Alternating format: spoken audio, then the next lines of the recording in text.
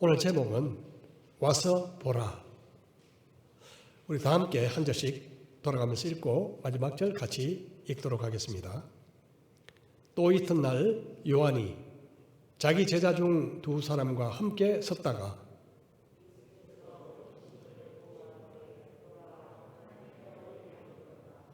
두 제자가 그의 말을 듣고 예수를 따르거늘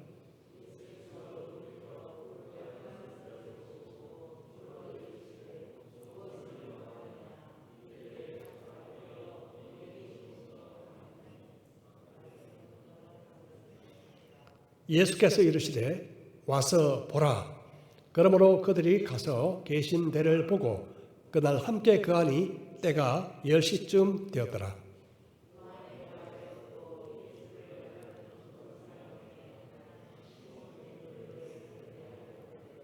그가 먼저 자기의 형제 시몬을 찾아 말하되 우리가 메시아를 만났다 하고, 메시아는 번역하면 그리스도라. 함께 읽겠습니다. 데리고 예수께로 오니 예수께서 보시고 이르시되 내가 요한의 아들 시몬이니 장차 게바라 하리라 하시니라. 게바는 번역하면 베드로라. 아멘. 함께 잠시 기도하시겠습니다. 하나님 아버지, 오늘 요한복음 1장 마지막 시간입니다. 이 시간 하늘 문을 여셔서 빛을 비추어 주시고 깨닫게 해주시며 예수님이 얼마나 놀라우신 분인지를, 그리고 우리에게 주신 은혜가 얼마나 큰지를 알게 하옵소서. 우리의 삶을 하나님의 모든 충만으로 충만케 하여 주옵소서. 성령님을 의지하오며 예수님의 이름으로 기도드립니다. 아멘. 자, 오늘 첫 구절인 35절에는요, 또 이튿날이란 말로 시작합니다. 그 전날에 무슨 일이 있었는지 조금 궁금해지죠. 1장에는 이튿날이란 단어가 연이어 3번 등장하는데요. 이것은 며칠 안에 연달아 일어난 일이 기록되었다, 그런 뜻을 우리는 알 수가 있습니다. 지난주에 설교한 말씀 중에 예루살렘에서 파견된 제사장과 그리고 레위인들이 세례 요한에게 이렇게 물었습니다. 너는 누구냐? 엘리야냐? 그 선지자냐? 아니면 내 자신은 너에 대해서 어떻게 무엇이라고 하느냐? 그 질문에 세례 요한은 나는 그리스도도 엘리야도 그 선지자도 아니라 나는 광야에서 외치는 자의 소리다, 그렇게 대답합니다. 그 이튿날 세례 요한은 자기에게 나오시는 예수님을 보고 이렇게 증언합니다.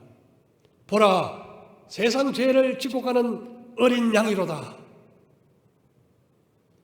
다시 이튿날이 되었습니다. 바로 다음 날. 오늘 읽은 본문이 바로 이날에 일어난 일인데요. 우리 먼저 35절, 36절 다시 보겠습니다. 또 이튿날 요한이 자기 제자 중 두 사람과 함께 섰다가 예수께서 그리심을 보고 말하되 보라, 하나님의 어린 양이로다. 세례 요한의 제자 중에 두 사람이 등장합니다. 한 사람은 안드레였고요, 다른 한 사람은 도마냐 아니면 요한복음을 기록한 사도 요한인가 하는 여러 가지 추측들이 많은데 알 수가 없습니다. 자, 중요한 것은요, 세례 요한이 예수님이 거니시는 것을 보고 자기 제자들에게 보라, 하나님의 어린 양이로다, 그렇게 다시 증언한 것입니다.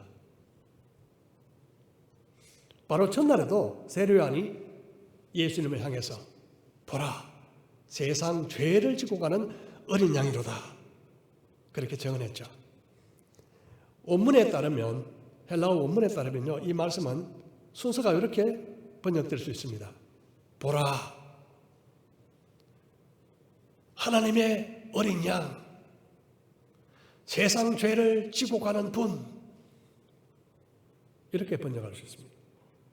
보라, 세상 죄를 지고 가는, 보라, 하나님의 어린 양, 세상 죄를 지고 가는 분. 뭔가 이 감격과요, 놀라움으로 떨리는 그의 목소리를 느낄 수 있는 것 같습니다. 백성들의 죄를 대신해 피 흘려 속죄 제물이 된 그 어린 양처럼 예수님이 세상 죄를 지셨다, 그런 말이죠. 여기서 지고 간다는 말의 원어는 아이로, 헬라어로 아이로라는 말인데요. 이 말의 뜻은 없애다, 제거하다, 그런 뜻을 가지고 있습니다. 없애다, 제거하다.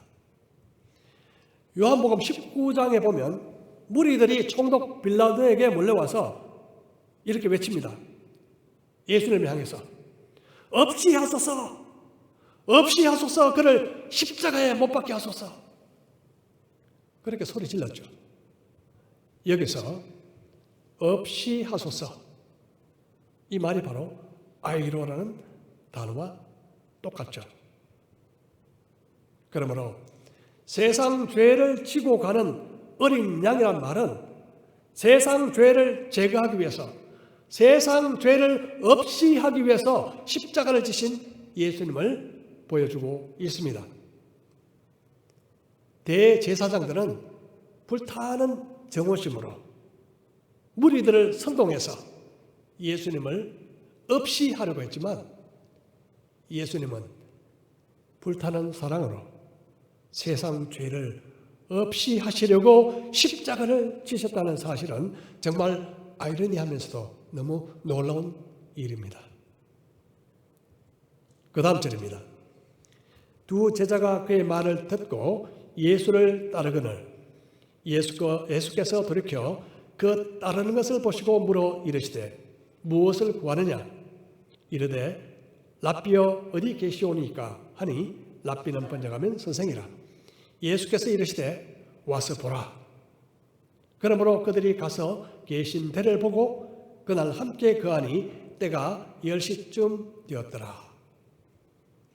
예수님을 향해서 하나님의 어린 양이로다, 이런 세례 요한의 정언을 듣자 세례 요한과 함께 있던 두 제자가 예수님을 따르게 됩니다. 어떻게 보면요, 두 제자가 세례 요한의 곁을 떠난 거죠. 물론 세례 요한의 제자들이 예수님께 가는 것이 무슨 문제가 있을까 그렇게 생각할 수 있습니다만은, 제자들이 자기를 떠난다 하는 사실은 당사자에게는요 별로 즐거운 일이 아닐 수 있죠. 하지만 세례 요한은 이런 일에 관해서 3장에서 이렇게 짧게 고백하고 있습니다. 그는 흥하여야 하겠고 나는 쇠하여야 하리라 하니라. 교회에서 보면 오랫동안 그 사랑과 정성을 쏟았던 분이 어느 날 떠나서 다른 교회로 가는 경우가 종종 있죠. 뭐 말하고 갈 때도 있고요, 아무 말 없이 그냥 갈 때도 있습니다.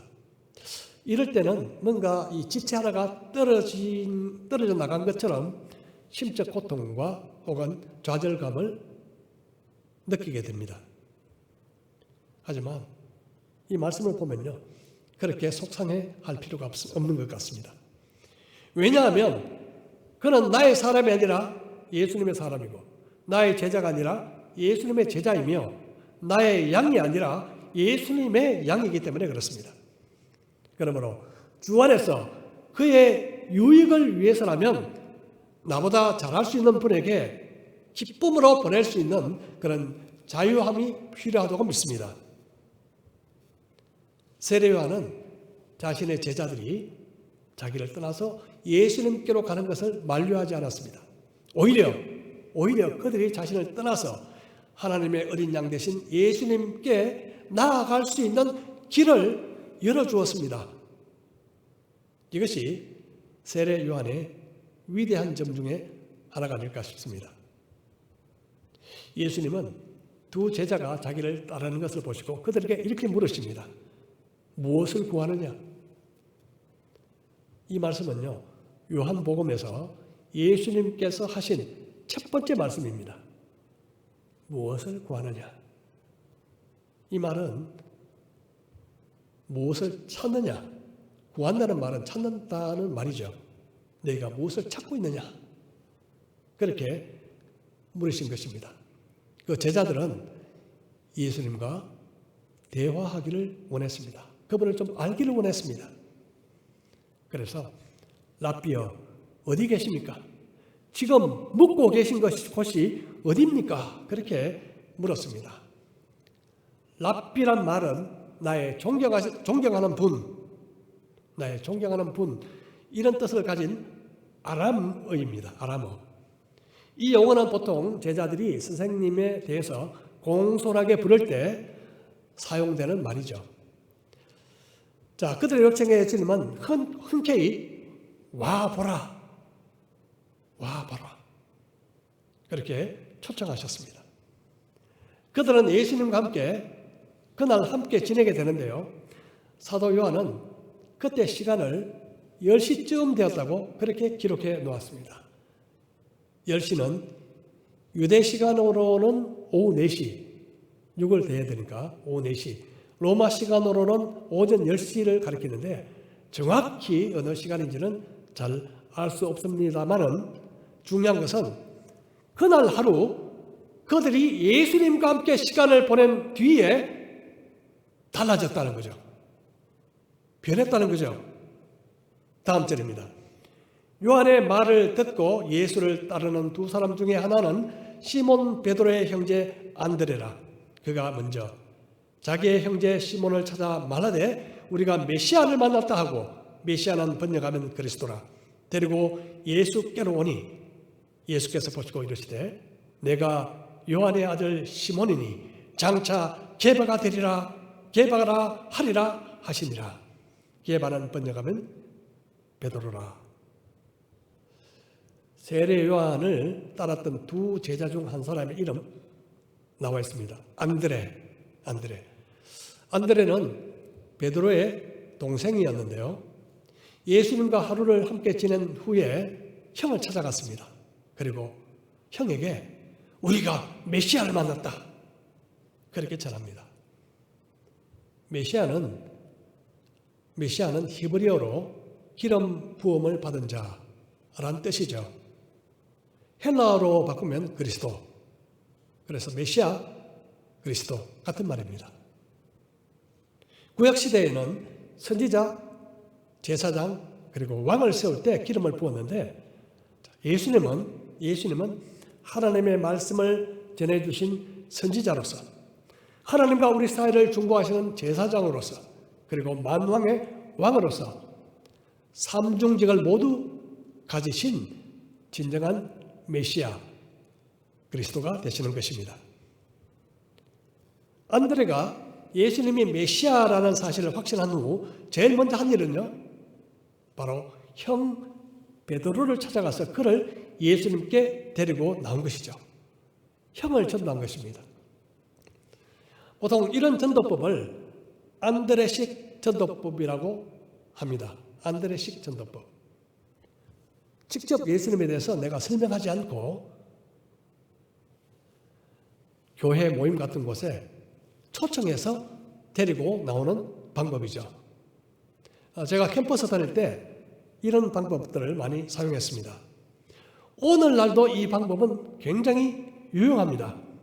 내가 예수님에 대해서 설명하기가 어려울 때, 관계상 아니면 지식으로 설명하기가 어려울 때 단지 이렇게 권유하는 거죠. 내가 예수님을 만났는데 너무 좋더라. 교회 같이 가보자. 이런 식으로. 우리 모두 안드레처럼 나와 가까이 계신 분들을 예수님께 인도하기 위해서 우리 안드레처럼요, 많이 초청할 수 있도록 기도하시고 또 힘쓰시는 우리 성도들 되시기를 축복합니다. 사실 그 안드레는 복음서에서 잘 표시가 나지 않습니다. 그런데 그가 한 가장 큰 일은요, 바로 형 베드로를 예수님께 인도한 것이죠. 사실 우리는 모두 베드로처럼 될 수는 없습니다. 하지만 안드레처럼 할 수는 있습니다. 미국 역사상 가장 위대한 전도자로 알려졌던 드와트 무디는요, 라디오나 TV가 없던 19세기 말에 무려 1억 명이나 되는 사람들에게 복음을 전했다고 합니다. 자신이 어릴 때 아버지가 돌아가시는 바람에 무척 가난했던 이 무디는 교육을 제대로 받지 못했습니다. 그가 17살 되던 해 고향을 떠나서 보스턴에 있는 외삼촌 구두가게에서 일하게 되었는데, 외삼촌의 그 성화에 못 이겨 교회에 다니다가 주일학교 선생이었던 에드워드 킴볼을 만나게 됩니다. 거의 문맹에 가까웠던 무디는 킴볼 선생님의 도움으로 약 1년 뒤 성경을 읽게 되었는데, 어느 날 킴볼 선생이 구덕방으로 찾아왔습니다. 그는 조용히 무디의 어깨에 손을 얹으며 예수님의 사랑을 이야기해 주었고, 마지막에 그리스도께 헌신하지 않겠느냐 그렇게 물었습니다. 무디는 그때 눈물을 흘리면서 네 라고 대답했고 무릎을 꿇고 기도를 드렸죠. 훗날 무디는 그 순간을 이렇게 말했습니다. 나는 새로운 세계에 있었다. 나는 새로운 세계에 있었다. 새는 더 즐겁게 노래하고 태양은 더 밝게 빛났다. 나는 이전에 이와 같은 평안을 결코 알지 못했다. D.L. 무디에게 안드레와 같은 분은 바로 킴볼 선생님이었습니다. 우리는 다 무디가 될 수는 없지만 킴볼은 될 수가 있습니다. 베드로가 될 수는 없어도 안드레는 될 수 있는 것입니다. 우리 하나님, 나에게 베드로와 같은 사람을 제게 보내주십시오. 오늘부터 이렇게 함께 기도하시지 않으시겠습니까? 그런데 예수님께서 베드로를 보시고 하신 말씀이 놀랍습니다. 42절을 다시 보겠습니다. 데리고 예수께로 오니 예수께서 보시고 이르시되 내가 요한의 아들 시몬이니 장차 게바라 하리라 하시니라. 게바는 번역하면 베드로라. 내가 요한의 아들 시몬이니 장차 게바가 되리라. 당신은 성이 없었기 때문에 성 대신 누구의 아들 이렇게 불렀습니다. 시몬은 흔하고 아주 평범한 이름이었죠. 그런데 예수님은 시몬에게 장차 게바가 되리라 그렇게 말씀하셨습니다. 게바는 헬라어로 베드로라고 하는데 반석이라는 뜻입니다. 그냥 조약돌 같은 돌이 아니라 큰 바위 같은 돌. 그것을 반석이라고 하죠. 이 베드로를 영어식으로 읽으면 피터가 되고, 프랑스 말로는 피에르, 이탈리아 말로는 피에트로, 러시아 말로는 표트르. 그래서 이 전 세계적으로 가장 많이 쓰이는 이름 중 하나가 바로 베드로죠. 사실 베드로는 처음부터 바위처럼 견고한 인물이 아니었습니다. 절대 아니었습니다. 자주 흔들렸습니다. 예수님처럼 물 위를 걸어 보려다가 물속에 그냥 풍덩 빠지기도 했죠. 주는 그리스도시요 하나님의 아들이십니다. 이런 신앙 고백을 통해서 예수님께 칭찬을 받았는데요. 바로 이어서 예수님 십자가 고난을 받지 마십시오 이렇게 만류하다가 혹독한 또 책망도 받았죠. 나는 죽어도 예수님을 부인하지 않겠습니다 장담했다가 얼마 지나지 않아서 3번씩 예수님을 부인하기도 했습니다. 그의 부족과 연약함을 다 아심에도 불구하고 예수님은 그의 미래와 그의 잠재성을 보셨습니다. 우리는 사람을 주로 겉모습을 보고 평가할 때가 많습니다. 그리고 과거에 이런저런 사람이었지 이렇게 마음속으로 생각하면서 단정 짓기가 쉽습니다. 하지만 예수님은 다르게 보십니다. 많은 잘못과 실패, 부족과 연약함 중에서도 우리의 잠재성을 보시고 우리를 격려하십니다. 내가 장차 개바가 되리라. 이 예수님의 말씀은 오늘날 우리에게도 똑같이 적용되는 말씀인 것입니다. 과거를 보고 또 현재를 보면 싹이 노랗다. 이렇게 보일 수도 있지만 주님은 그렇지 않습니다. 장차 소중한 존재가 될 거야. 주님은 그렇게 말씀하고 계시는 거죠. 우리는 마치 다듬지 않은 원석과 같은 존재들입니다. 비록 겉으로 보기에는 못생기고 거칠고 모난 돌처럼 보일지라도 그 속에 하나님이 숨겨 놓으신 보석이 있는 것입니다. 예수님은 우리 안에 잠재해 있는 그 보석을 보십니다.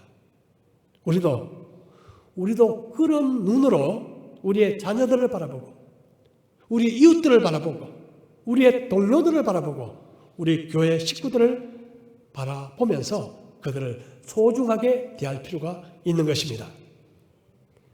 간혹 부부간에 살다 보면요, 내게 특별한 잘못이 없는데도 상대방이 기분이 상해서 목소리가 올라가는 수도 있죠.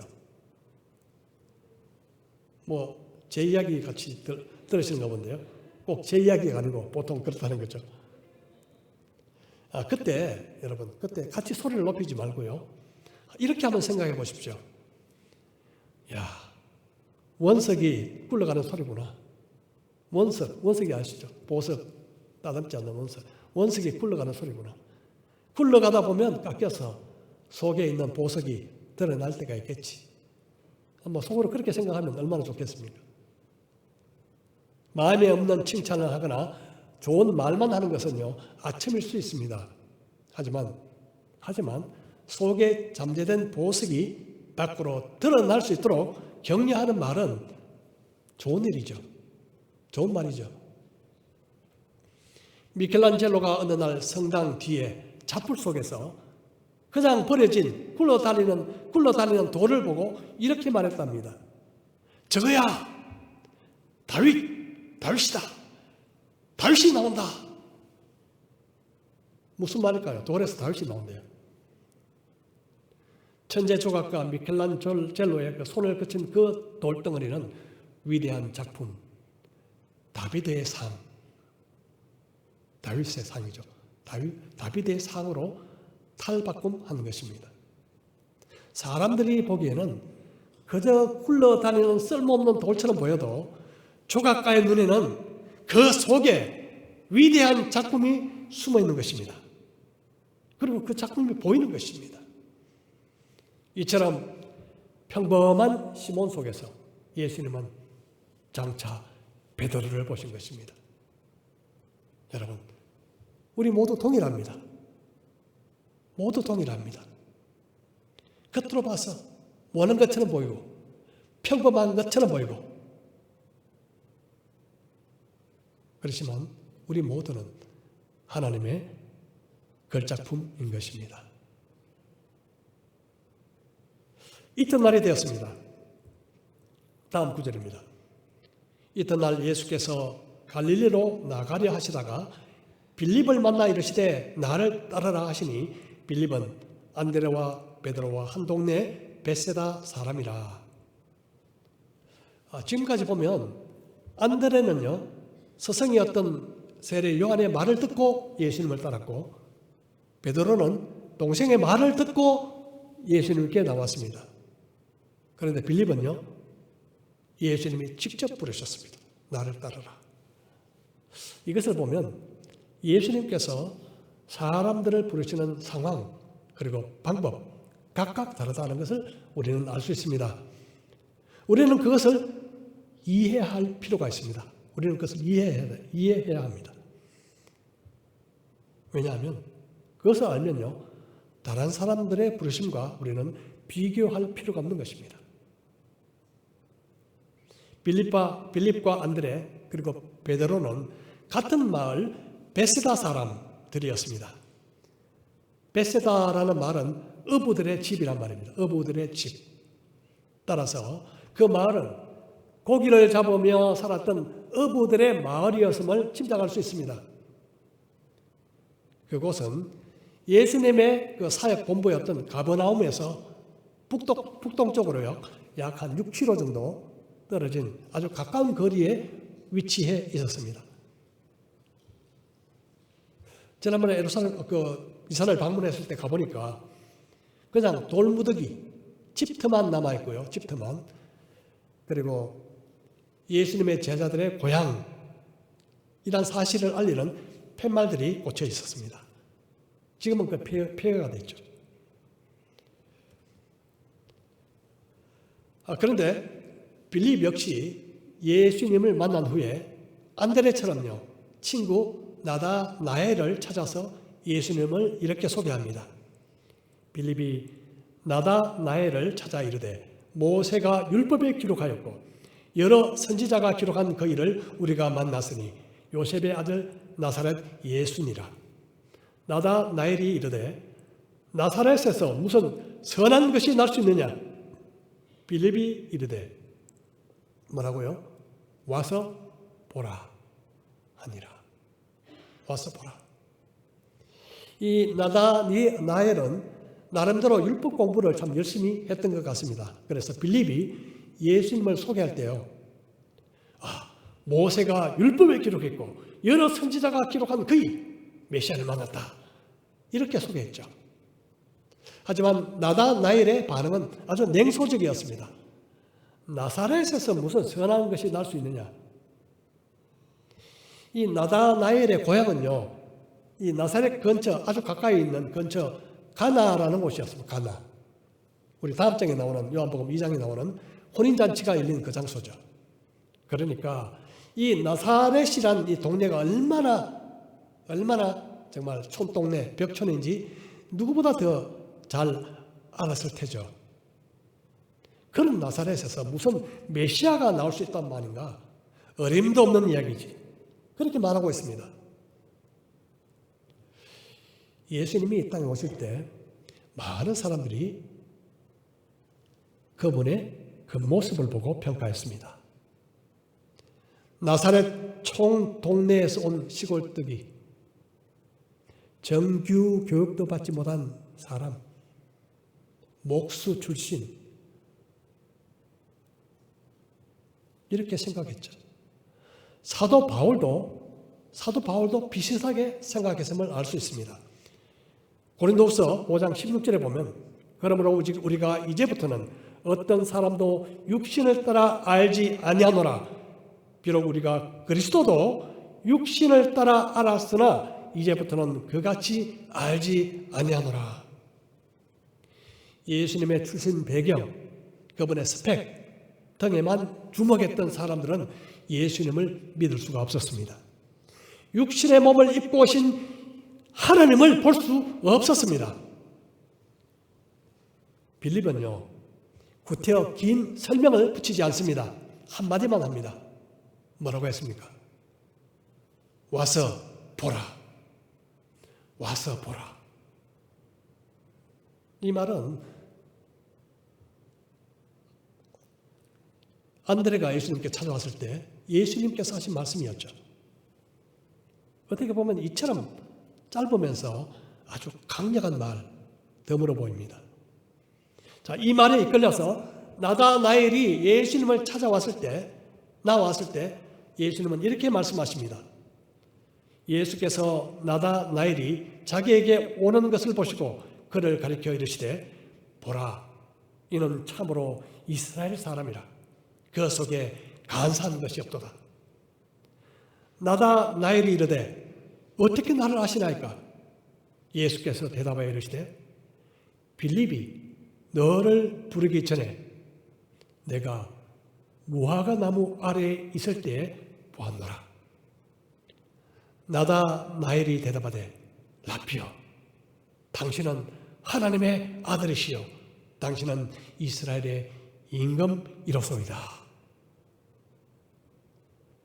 예수님은 그를 보자마자 참으로 이스라엘 사람이라, 그 속에 간사함이 없다, 그렇게 말씀하셨습니다.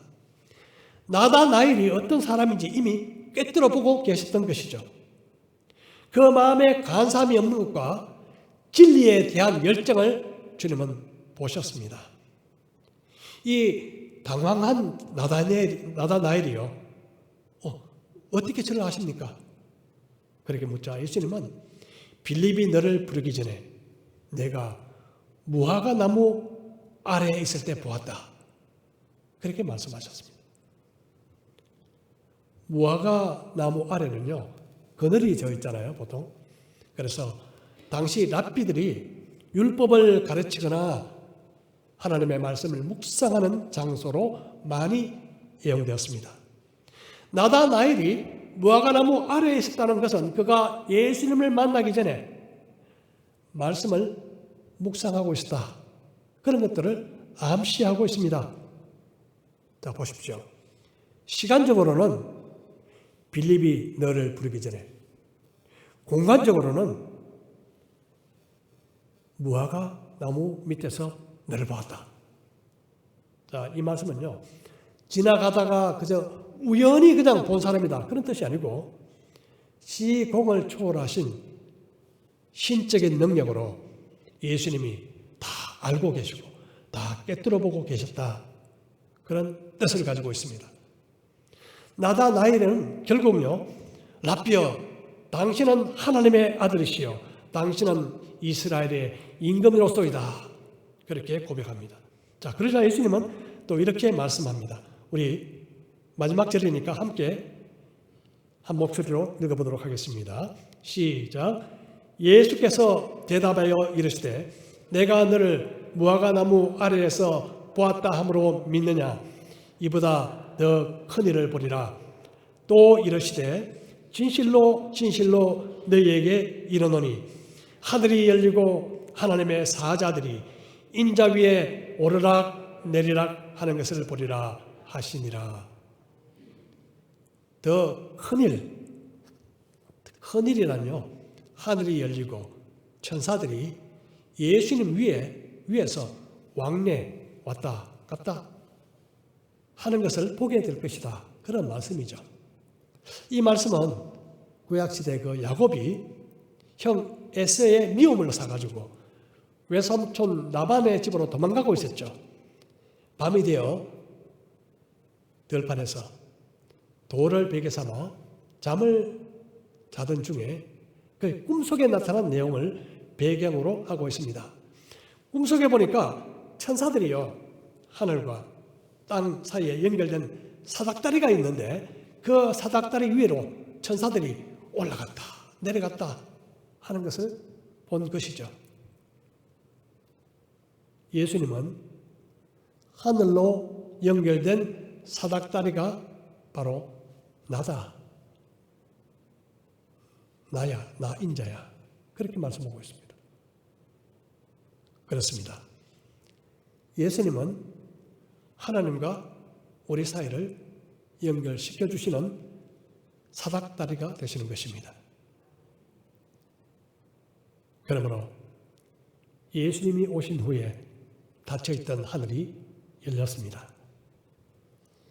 예수님께서 세례 요한에게 세례를 받으실 때 하늘이 열렸고, 스데반이 순교할 때 하늘이 열려서 예수님이 하늘 보좌 우편에 서신 것을 보았습니다. 베드로가 기도할 때 하늘이 열리고 큰 보자기 같은 그릇이 하늘에서 내려오는 것을 보았습니다. 사도 요한은 계시록에서 마지막 때에 하늘에 열린 문을 보았다, 그렇게 기록하고 있습니다. 마찬가지로 주님께서는 하늘이 열리고 천사들이 그 위로 왕래하는 것을 너희가 보게 될 것이라, 그렇게 말씀하셨습니다. 여러분, 하나님의 은혜를 깨닫게 되는 것은 하늘 문이 열려야 가능한 것입니다. 우리의 기도가 응답되는 것도 하나님 문이 열려야 가능한 것입니다. 하나님의 말씀을 깨닫고 이해하는 것도 하늘 문이 열려야 가능한 것입니다. 그동안 하늘 문으로 가는 그 길은 우리의 죄악으로 말미암아 닫혀 있었습니다.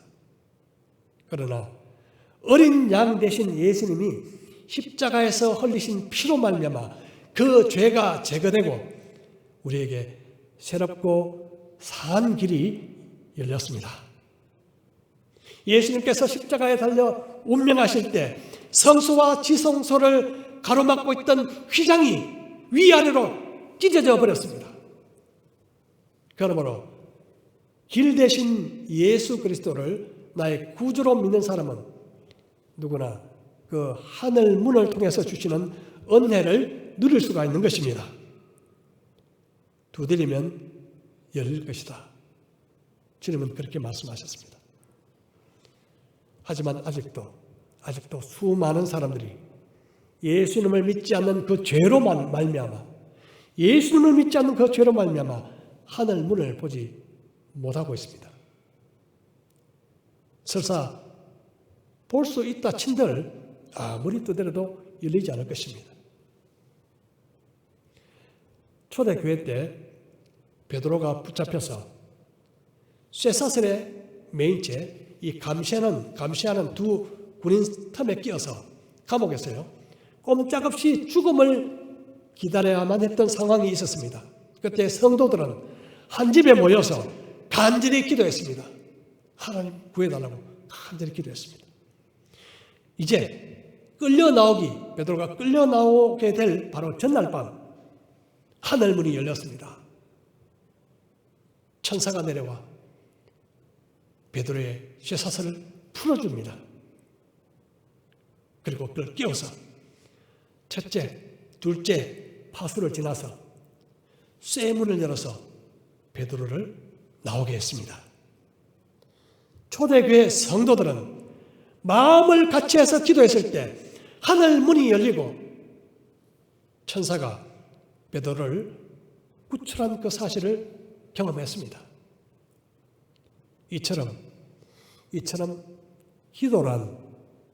기도란 하나님의 은혜를 구하기 위해 하늘 문을 두드리는 것입니다.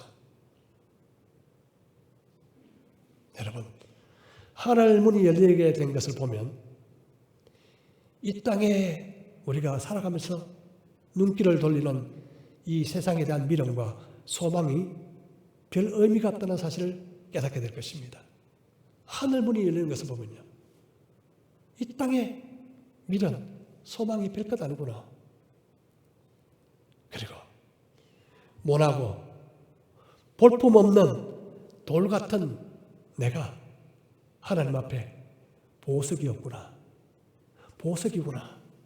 이런 사실도 깨닫게 될 것입니다.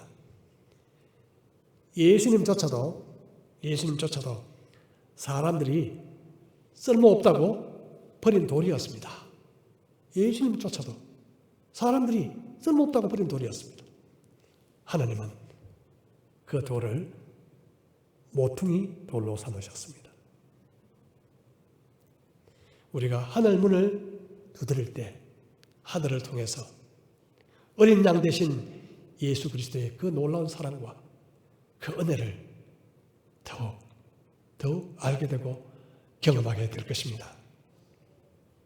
예수님의 십자가의 죽으심으로 흘리신 그 보혈은 죄로 막혀있던 그 하늘 가는 길을 우리에게 열어주셨습니다. 그런데 만일 우리가 땅만 쳐다보고 산다면 하늘을 쳐다보지 못하게 될 것입니다. 여러분, 날마다 하늘문을 바라보시지 않겠습니까? 예수님의 이름으로 날마다 하늘문을 두드려서 하늘이 열리는 그 놀라운 은혜를 여러분 누리시지 않으시겠습니까?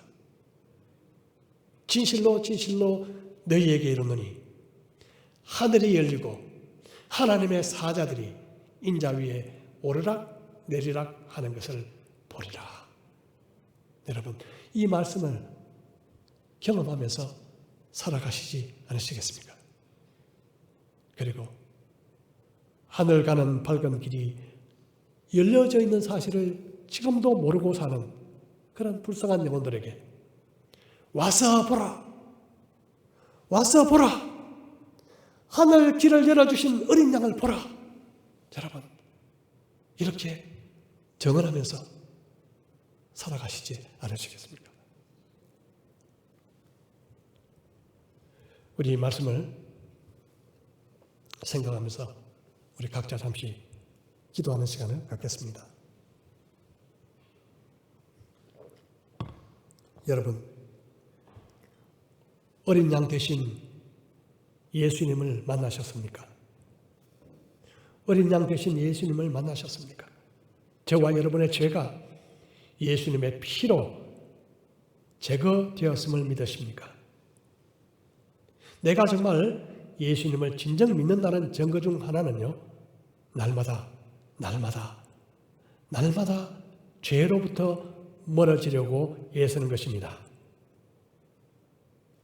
예수님은 십자가에서 찢기시고 피를 흘려 주심으로 하늘 문을 여셨습니다.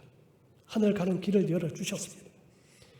그러므로 성경은 이제 땅의 것이 아니라 위의 것을 찾으라고 말씀하십니다. 땅의 것을 찾아다니느라 인생을 헛되이 소모하지 마십시다.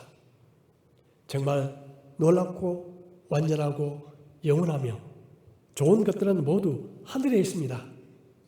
하늘 가는 밝은 길에 서 있으면서 하늘 문을 두드리지 않는 분들이 많습니다. 하늘 문이 열리면 예수님의 영광을 보게 됩니다. 말씀이 깨달아지고 기도 응답을 체험하게 됩니다. 하나님의 은혜와 사랑을 경험하게 됩니다. 나 자신과 이웃을 보는 눈이 변합니다. 하늘이 열리면 시몬이 베드로로 보이게 됩니다. 모난 돌 속에 보석이 보입니다. 하나님의 나라를 위해서 살게 되는 것입니다. 예수님을 모르는 사람들에게도 이렇게 전할 수 있습니다. 보라, 하나님의 어린 양을 보라. 와서 보라. 와서 보라. 우리 함께 이번 한 주간 동안 오 주님, 열린 하늘을 통해서 주의 영광을 보게 하소서. 그것을 통해서 은혜를 경험하게 해주시고 또 어린 양 대신 예수님을 전하게 하여 주옵소서. 우리 일주일 동안 이 기도 제목을 가지고 함께 기도하시고요. 지금 이 시간 잠시 우리 기도하시겠습니다.